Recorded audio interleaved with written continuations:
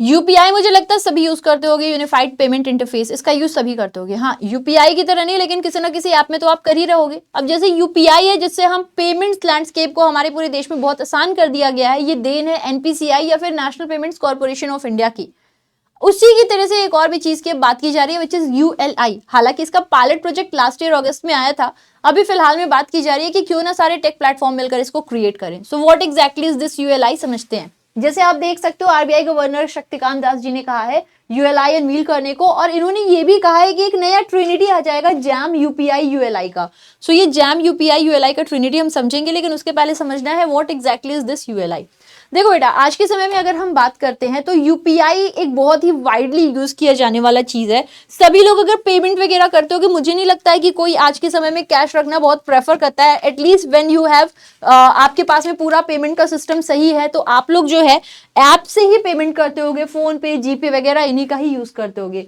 उसी तरीके की एक और टेक्नोलॉजी लाने की बात की जा रही है यूएलआई की, ठीक है। तो इसका जो है एक पायलट प्रोजेक्ट भी लॉन्च किया गया था लास्ट ईयर, और कहा जा रहा है कि अगर ये आ जाता है तो बिल्कुल ही फ्रिक्शनलेस क्रेडिट अपने देश में जो है हो जाएगा। और जैसे हम लोग आज के समय में पेमेंट कर रहे हैं वैसे ही ये हो जाएगा। ये बिल्कुल क्रांति ला सकता है पूरे देश में अगर लॉन्च कर दिया जाए सही से। सक्सेसफुली आ गया तो इसके साथ में बहुत सारी समस्याएं हैं जो हल हो जाएंगी, बट द थिंग इज इसको सक्सेसफुली लॉन्च करना अभी कह लो थोड़ा बहुत ही, लेकिन कहीं ना कहीं एक चैलेंज तो है, ठीक है। तो बेसिक क्या है, अगर ये आ जाता है तो ये बिल्कुल सिमिलरली वैसे ही काम करेगा जैसे यूपीआई का काम हो रहा है। बेसिकली अगर हम बात करते हैं इसके आने से क्या हो जाएगा, इसके आने से जैसे हम लोग पेमेंट कर देते हैं बैठे बैठे एक क्लिक करके, वैसे एक क्लिक करके हमें लोन मिल जाएगा। अब लोन मिल जाएगा तो ऐसा क्या हो जाएगा, देखो कुछ लोगों के लिए लोन इज इजी, कैसे भी आसानी से मिल जाता है लोन, बट कुछ ऐसे लोग हैं जैसे जो छोटे मोटे बोरोवर्स हैं जिनका थोड़ा बहुत काम है, या कोई रूरल एरिया में रह रहा है, ठीक है, तो अगर इन्हें लोन मिल जाए तो शायद इनका भी काम हो जाए।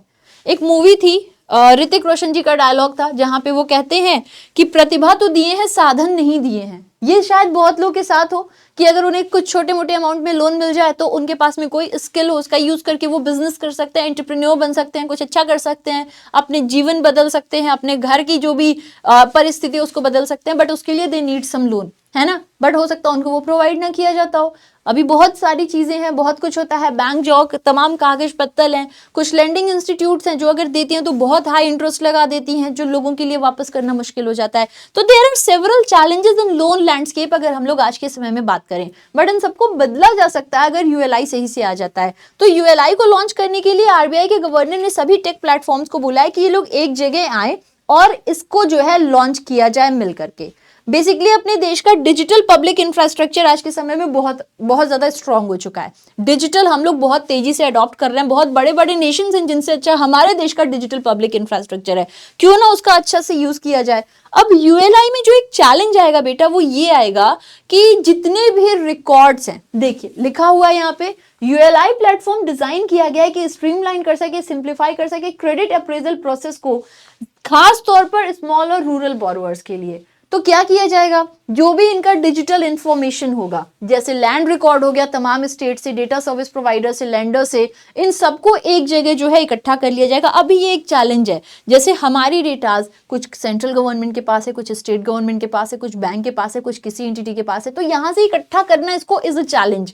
यूएलआई में इसको एक जगह इकट्ठा कर लिया जाएगा और फिर देखा जाएगा अगर कोई लोन की डिमांड कर रहा है कि इसे लोन देना है या नहीं है। अगर वो पर्टिकुलर व्यक्ति हाँ एलिजिबल लगता है, लोन देने लायक लगता है, तो उसको लोन दे दिया जाएगा और वो पूरा प्रोसेस कंप्लीट हो जाएगा, ठीक है। तो इन सबका जो है आर्किटेक्चर आप कह लो एक तरीके से कॉमन ही होगा। जैसे ऑलरेडी हमारे वहां पे यूपीआई वगैरह रन कर रहा है वैसे यूएलआई रन करेगा। अब इसके आने के बाद से जैसे कई बार होता है कि मान लो कोई 15, 20, 25 लाख का लोन लिया तो कॉस्ट ऑफ बोरोइंग नहीं लग रही है, लेकिन अगर कोई 2, 3, 4, 5 हजार का लोन लेना चाहता है, 10 हजार का लोन लेना चाहता है, तो 2,000 उसका बोरोइंग के जो कॉस्ट लगता है उसी में ही चला जाता है कि 2,000 आप उसी में दे दो। भाई 2,000 उसी में दे देंगे तो मिलेगा क्या, फायदा क्या हुआ। तो ये जो कॉस्ट ऑफ बोरोइंग है वो कम हो जाएगा, डिसबर्सल का जो टाइम है, कितने टाइम में डिसबर्स होता है वो कम हो जाएगा, ट्रांसपेरेंसी बढ़ जाएगी किसको कितना लोन दिया। तो यूएलआई से ये सारे के सारे फायदे होने हैं।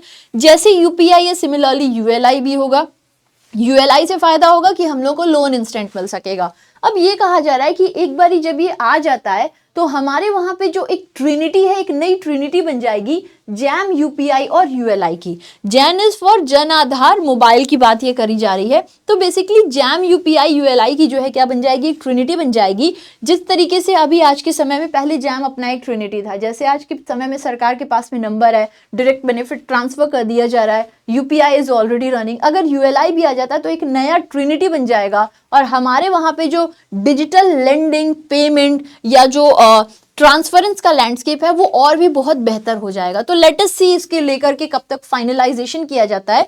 यूपीआई का इंट्रोडक्शन हुआ था सन 2016 में और आज आप देखो तो तमाम ऐसे देश हैं जो हमारे देश की तरह यूपीआई अपने वहां भी लॉन्च कर रहे हैं, हमारे देश से प्रेरित होकर। तो मे बी यूएलआई के आने के बाद से लोन का लैंडस्केप को अच्छा किया जाए तो बाकी भी हम लोग दूसरे देशों की भी मदद कर सके, जैसे आज के समय में हम लोग पेमेंट इंफ्रास्ट्रक्चर में कर रहे हैं। खैर, आप लोग मुझे ये बताइएगा एनपीसीआई का हेड ऑफिस कहाँ पर है। अगर आप लोग ऐसी बहुत सारी चीज को डीप में डिस्कस करना चाहते हो, समझना चाहते हो, तो जुड़िए मेरे साथ मेरे करंट अफेयर्स की क्लास में सुबह 6:45 बैंकिंग वाला यूट्यूब चैनल पे। Thank you so much.